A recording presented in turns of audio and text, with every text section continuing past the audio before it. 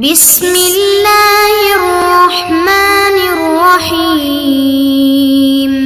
السلام علیکم معزز طلبہ کرام، آپ سب کیسے ہیں؟ آج ہم نور الانوار کے سبق نمبر 191 کو پڑھیں گے۔ آج کے ہمارے سبق کا عنوان ہے ایک اعتراض اور اس کا جواب۔ آج کے ہمارے سبق کی عبارت وَاعْتَرَضَ عَلَيْهِ سے شروع ہوتی ہے۔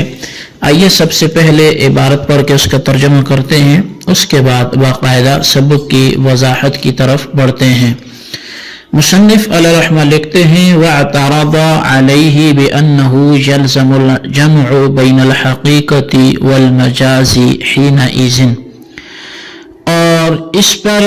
اعتراض یہ ہوگا کہ اس وقت پھر حقیقت اور مجاز کے درمیان اجتماع لازم آئے گا۔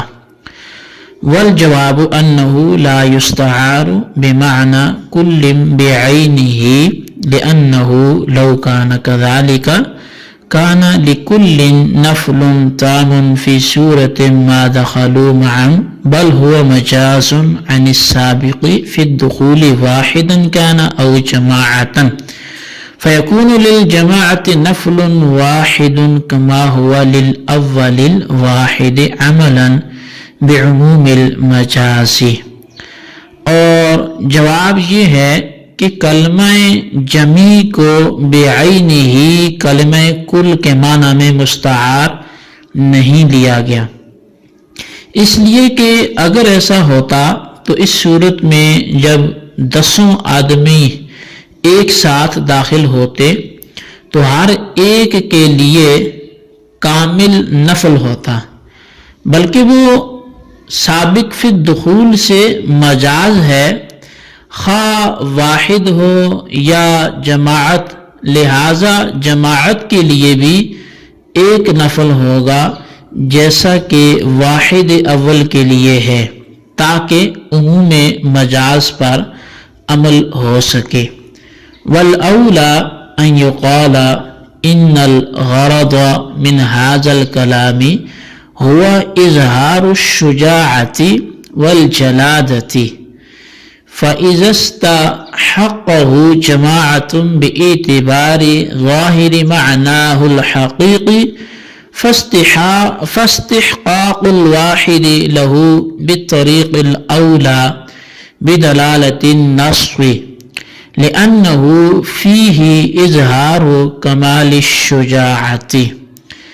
اور فرمایا کہ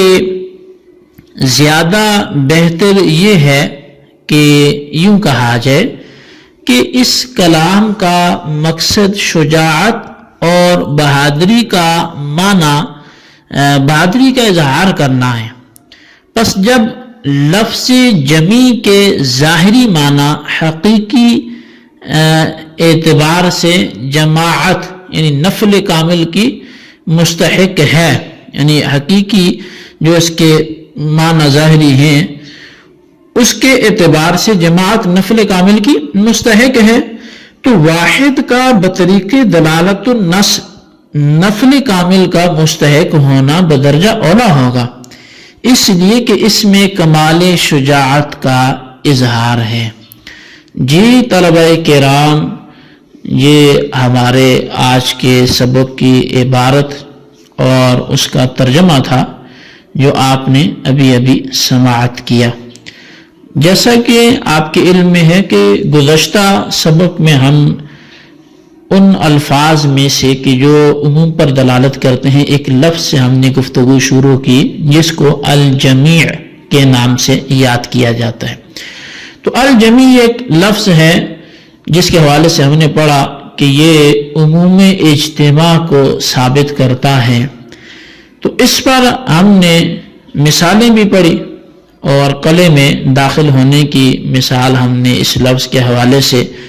پڑھی تھی۔ تو اب اسی سابقہ اس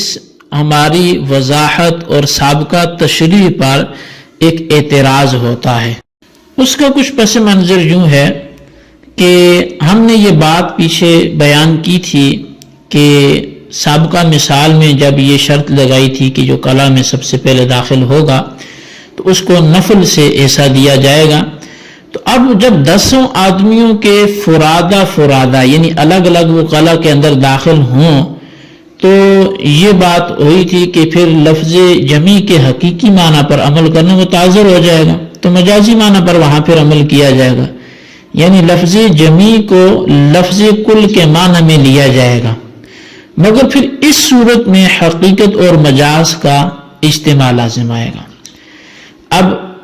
یہ اجتماع کیسے لازم آئے گا؟ یعنی ایک صورت میں لفظ جمی کے حقیقی معنی مراد ہیں اور ایک صورت میں مجازی معنی مراد ہیں، حالانکہ حقیقت و مجاز کا یہ اجتماع تو جائز نہیں ہے، تو پھر آپ نے یہ کیسے کر لیا؟ تو اس کا جواب یہ ہے کہ لفظ جمی کو بعینہ ہی کل کے معنی میں مجازن استعمال نہیں کیا گیا، کیونکہ اگر لفظ جمی بعینہ ہی کل کے معنی میں ہوتا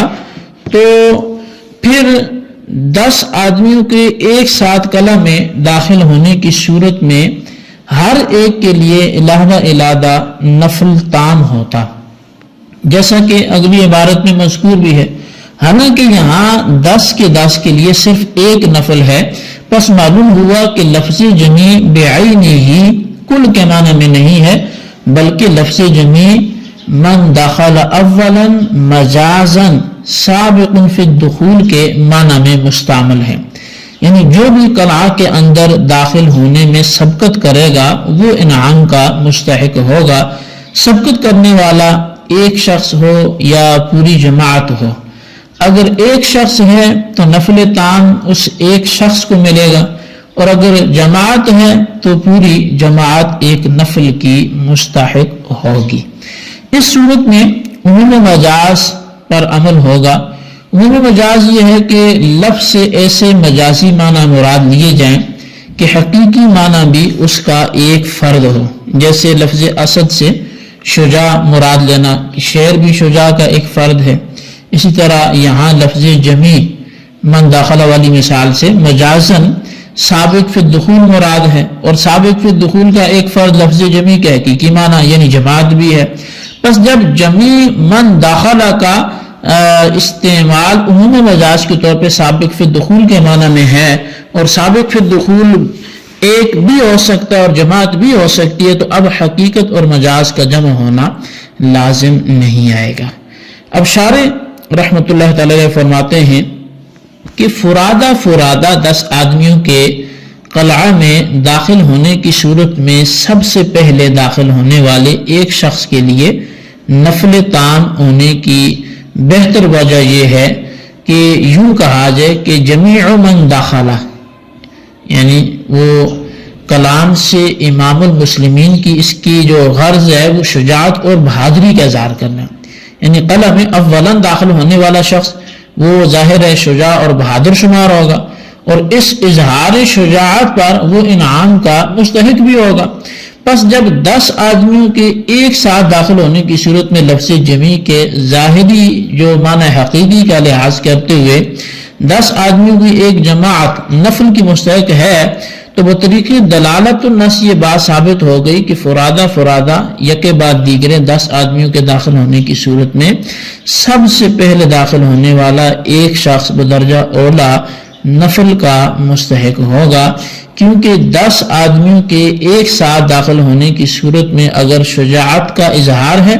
تو فرد واحد کے سب سے پہلے داخل ہونے کی صورت میں کمال شجاعت کا اظہار ہے۔ بس جب نفس شجاعت کا اظہار مستحق کے انعام ہونے کا سبب ہے تو کمال شجاعت کا اظہار بدرجہ اولا مستحق کے انعام ہونے کا سبب ہوگا۔ اب بعض حضرات نے اس پر بھی اعتراض کیا ہے، اور انہوں نے اعتراض یہ کیا کہ دلالت النص کا اعتبار کلام اللہ میں ہوتا ہے نہ کہ کلام الناس میں، لہٰذا امام المسلمین کے کلام جو ہے وہ جمیع من داخلہ سے بطریق دلالت النص ایک شخص کا مستحق انعام ہونا ثابت کرنا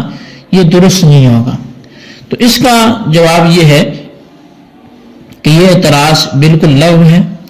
کیونکہ دلالت النص جس طرح کلام اللہ میں معتبر ہے اسی طرح کلام الناس میں بھی معتبر ہے۔ مثلا اگر آقا اپنے غلام سے یہ کہے کہ لا تعطی ذرۃ، کہ تو کسی کو ایک ذرہ بھی نہ دے، تو یہ کلام ما فوق ذرہ دینے سے بدرجہ اولا منع کرنا ہوگا، اور یہی تو دلالت النص ہے۔ جی طلبہ کرام، یہ ہمارے آج کے سبق کی عبارت اور اس کا ترجمہ اور اس کی وضاحت تھی جو آپ نے سماعت کی۔ اس کو اچھی طرح سمجھیں اور آج کے سبق کا خلاصہ اپنے رجسٹر پر لکھیں، بالخصوص ان سوالات کے جوابات دیں۔ سوال نمبر 1 یہ ہے کہ جمیع کے کل کے معنی میں ہونے کی صورت میں حقیقت و مجاز کے اجتماع کا جو سوال وارد ہوتا ہے اس کا جواب کیا ہے، تحریر کریں۔ اور سوال نمبر 2 یہ ہے کہ لا تعطی ذراتن، غلام اگر اپنے آقا اگر اپنے غلام سے یہ جملہ بولے تو اس سے ہم کیا ثابت کرتے ہیں، یہ کس چیز کی مثال ہے، اس کی بھی وضاحت کریں۔ اللہ تبارک و تعالیٰ سے دعا ہے جو کچھ ہم نے پڑھا سنا سے یاد رکھنے کی توفیق نصیب فرمائے، آمین بجاہ النبی الامین صلی اللہ علیہ وسلم۔